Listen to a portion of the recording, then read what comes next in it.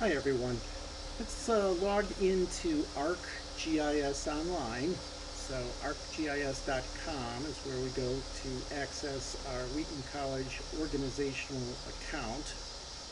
Click on sign in. There's our username that was supplied by the email that we received, and then the password that you established for that. We'll sign in.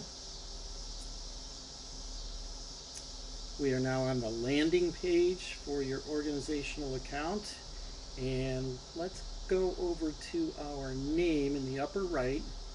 Click on your name and click on My Settings.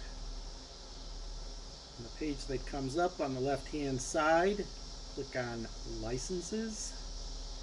You'll see a whole list of different apps that ESRI has available.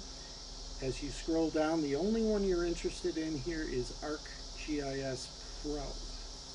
With ArcGIS Pro, if you should decide to download the software for ArcGIS Pro, remember this is the desktop software, you can do that by clicking there on Download ArcGIS Pro and installing it on your PC. It does not work on a Mac, so this is the only way that you can install it is through a PC. Thank you.